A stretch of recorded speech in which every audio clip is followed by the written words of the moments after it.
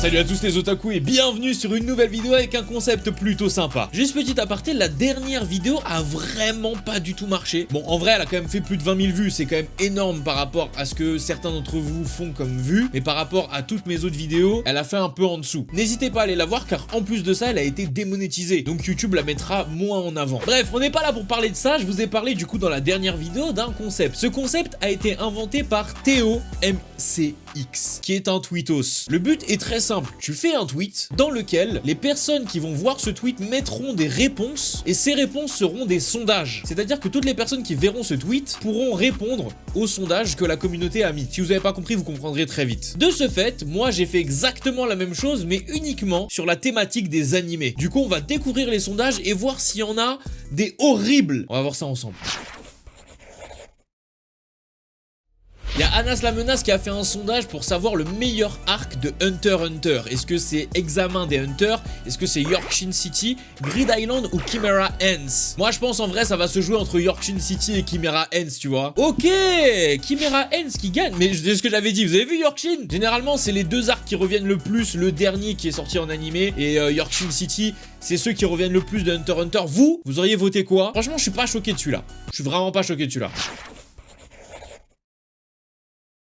Là, on a un sondage qui est vraiment cool. Le meilleur studio d'animation. On avait Mappa, WIT Studio, Toei Animation et Studio Pierrot. Je suis mort. Il y a un mec qui a répondu: PTDR, t'as mis Studio Pierrot, tu joues à quoi? What the fuck? Non mais c'est trop. Mappa? Je pense que les gens ils ont pas pris le recul. Moi personnellement je trouve que WIT est beaucoup plus fort que Mappa. Mais je pense que c'est parce que Mappa dernièrement ils ont des grosses licences. Jujutsu Kaisen, ils vont avoir Chainsaw Man, on a vu le trailer. Ils ont eu la dernière saison de SNK, donc là ils sont à leur prime. Tu vois ce que je veux dire? Les gens ils sont un peu en mode Mappa. Mais en vrai WIT ils sont quand même là. Il fallait ce genre de sondage troll. Il fallait ce genre de sondage troll. Il y a quelqu'un qui a demandé de voter entre Boku no Pico ou Dragon Ball. Regardez les résultats. Non mais ça n'a aucun sens. Les gens, arrêtez de troll. Il y a 46% des gens qui ont voté Boku no Pico. C'est qui? Je vais rentrer dans l'écran, c'est qui? Hein? Est-ce que c'est Mati qui a créé 10 000 comptes? Ah, là on a un sondage qui est hyper cool, qui a même engagé plus de 3000 personnes dans le vote et qui a été fait par Ninfew. Quand on regarde un animé, quelle est la chose dont on a absolument besoin et qu'on préfère le plus en dépit de tout le reste? Et dans les votes, il y avait l'animation, l'histoire, c'est-à-dire le script, ou le doublage. Moi personnellement, il me faut de l'histoire, tu vois. Tu peux avoir une animation éclatée, si ton histoire est vraiment prenante, il y a moyen que je passe outre. Par contre, si t'as une animation de fou mais l'histoire est éclatée, il y a 90% de chances que je drop l'animé, tu vois. Et ouais, bah de toute façon c'est ce que j'avais dit. Les gens ont voté comme moi en vrai. 75,9% des gens sont pour le script. Ceux qui votent uniquement à l'animation, les gars. Wesh, imaginez, il y a une histoire éclatée au sol. Non, moi je peux pas. Ceux qui ont voté à l'animation, c'est aussi ceux qui ont voté Boku no Pico. C'est obligé, tu vois ce que je veux dire? On a un autre petit sondage vraiment assez rapide. Dans quel univers on préférerait vivre? SNK, MHA, Fairy Tail ou Black Clover? Je pense que le résultat il est tout tracé. Honnêtement frérot, tu nous as mâché le travail. Est-ce que tu préfères être dans un univers où tu peux mourir à n'importe quel instant? Est-ce que tu préfères un univers où il y a des magiciens, des fées, nanana? Est-ce que tu préfères un univers où il y a des démons et des magiciens? Ou est-ce que tu préfères un univers où il y a des super héros? Ah non, mais moi j'aurais préféré vivre dans MHA fois 1000. Merde, t'as des pouvoirs, t'as des écoles de Non, c'est trop. Évidemment que MHA allait être le plus voté, bien sûr.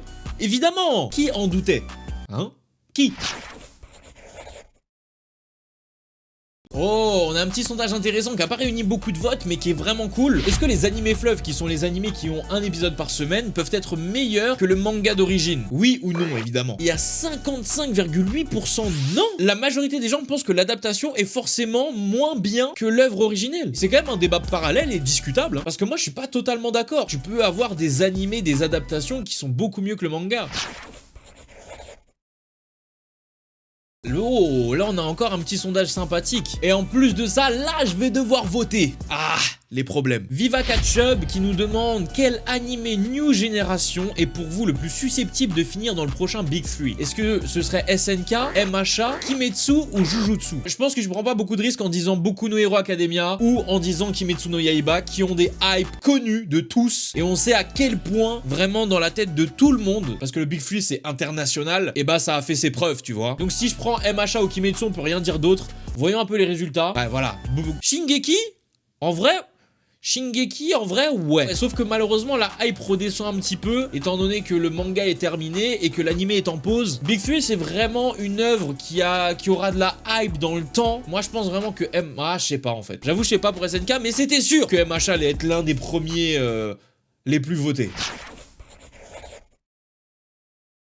902 votes sur le sondage de Bokuga Kirada qui demande le meilleur animé / manga avec le thème de la prison. Et il a mis Prisoner Riku, ou Riku, je sais pas, Rainbow, Prison School et Coq de combat. Mais attendez, Prison School, c'est pas le truc bizarre où t'as les meufs qui écrasent les boules et tout? Pour avoir vu Rainbow, on le mentionne pas assez malheureusement. On le mentionne vraiment pas assez, Rainbow. D'ailleurs, il y a un animé qui est disponible, n'hésitez surtout pas à le voir, même si j'ai drop, parce que pour moi, il y a un événement qui arrive et qui fait perdre tout le sens de l'animé, enfin de l'œuvre en tout cas. Mais vraiment, ça vaut le coup de regarder la première partie. Prison School! Attends, pause. Mais Prison School, c'est quoi? Mais oui, mais c'est vraiment... Ah mais attendez, mais il faut que je regarde Prison School, il y a quelque chose d'incroyable dedans, c'est quoi le délire? Ou à moins que ce soit du troll? Prison School! Meilleur animé manga sur le thème de la prison? On nous écrase les couilles! Hein? Petit sondage, pas beaucoup de votants mais que je trouve vraiment intéressant. La cavalerie est là, Chevrier, Milo. Est-ce que les flashbacks interminables dans les animés c'est un grand oui, un grand non, chiant à mourir, ou est-ce que ça dépend des animés? Moi personnellement j'aurais voté que ça dépend des animés tout simplement parce que si le flashback est long mais qu'il est intéressant pour comprendre un peu mieux l'histoire, pour te rappeler beaucoup de choses, comme par exemple avec SNK qui avait énormément de flashbacks, te remémorer un peu les événements pour t'expliquer les événements en cours, moi personnellement ça me va totalement, tu vois, mais je sais qu'il y en a certains parmi vous qui sont en mode non, ça devient maladif, non vraiment. Et la majorité est d'accord avec moi, 73,8% des votants ont dit que ça dépendait des animés. Et c'est le cas, hein, parce que même si des fois les flashbacks sont là pour appuyer quelque chose sur l'histoire, bah des fois tu n'en vois pas réellement l'intérêt quand même.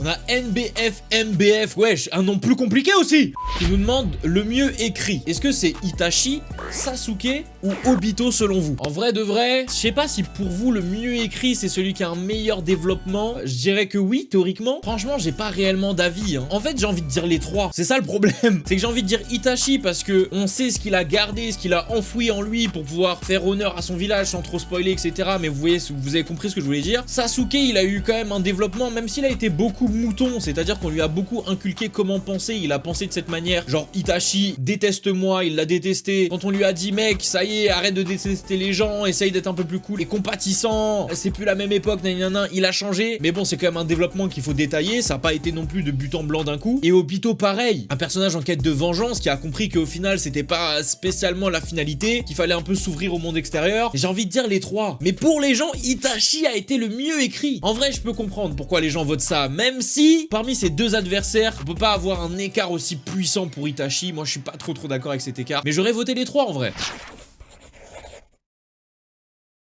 Oh, hyper intéressant le sondage de Nireg qui nous demande si la censure empêche-t-elle les seinen d'avoir de bons animés. Oui, non, ou est-ce qu'on pouvait juste voir les résultats? Et les gens ont voté oui à 58,7%. Dans les seinen, t'es obligé d'aborder certains thèmes où il faut que tu sois explicite. Il faut que les choses soient montrées pour être comprises, tu vois. Et en plus de ça, le public visé par ces œuvres est totalement capable de pouvoir voir ces informations, les digérer et ressortir le vrai message derrière. Donc, brider ces messages en les censurant, moi je suis d'accord que ça ne me permet pas de donner le réel message de l'œuvre et donc de faire comprendre le but. Et donc par définition de donner un bon animé avec une bonne morale, un bon message.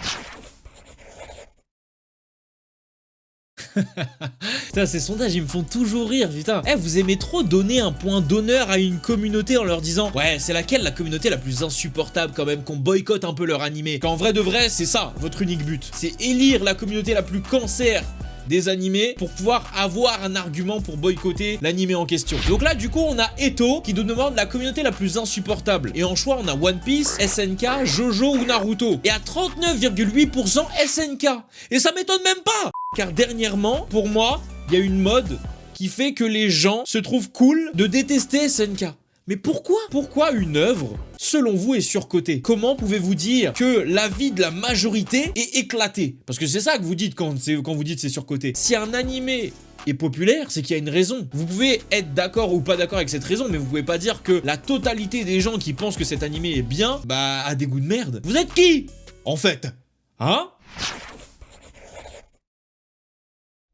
Adam nous demande le meilleur antagoniste. Ça, c'est vraiment cool. Et il a mis comme proposition Meruem, Crocodile, L ou Aizen. Crocodile, je sais pas trop ce qu'il fout ici. On en avait quand même des meilleurs d'antagonistes, hein. Mais en vrai de vrai, dans ces 4-là, je pense que j'aurais voté Meruem quand même. En fait, Meruem, c'est un antagoniste, mais qui est pas totalement un point noir. Bon, vous me direz, elle aussi, il est pas totalement négatif, mais je sais pas, Meruem, il dégage quand même une aura un peu plus imposante, un peu plus charismatique que elle. Et Meruem, en vrai de vrai, on a envie de le kiffer. Même si on sait que ses actions sont pas spécialement positives pour nos protagonistes. Bah voilà. La majorité a voté Meruem, donc vous êtes certainement d'accord avec moi. J'ai essayé de prendre les sondages où il y avait le plus de votants, les plus intéressants. Je pouvais pas non plus prendre énormément de sondages parce que sinon, la vidéo elle dure jusqu'à 20 ans. Par contre, je vous mets encore une fois le tweet dans la description pour aller voir tous les différents sondages. Il y en a encore certains où vous pouvez encore voter. Vous pouvez même en rajouter si vous voulez. Faites ce que vous voulez, mais n'hésitez pas à aller voir ça, à aller dire « Ah, c'est scandaleux !» Ouais, je suis d'accord. « Ouais, non, qu'est-ce que tu racontes en fait ?» J'aurais dû mettre ça plutôt. Voilà, le train-train habituel, puisque vous êtes fous dans tous les cas. Donc n'hésitez pas, le tweet est dans la description. Si vous avez kiffé ce concept, on pourra peut-être le refaire d'ici 2-3 mois, histoire d'avoir des nouvelles sorties d'animés. Peut-être que vous ayez un peu plus d'idées. Mais si vraiment vous avez kiffé, le like est super appréciable et nécessaire pour me montrer à quel degré vous avez kiffé ce concept. Merci encore à Théo MCX qui, quand il a vu que j'ai fait ce concept, ne m'a rien dit, m'a même follow sur Twitter. Donc merci beaucoup mon ref d'avoir été cool. Je vous mets également son Twitter dans la description si vous voulez. N'hésitez pas à me suivre sur tous les réseaux sociaux présents sur l'écran et également dans la description. Et surtout Twitter, vu que justement on fait une vidéo sur Twitter, donc là let's go sur Twitter. Rendez-vous évidemment dimanche prochain à 10h03. Je ne sais pas encore ce que je vais vous faire, mais vous inquiétez pas, comme d'habitude je suis là à 10h03, tu connais. C'était Minotaku et Jana.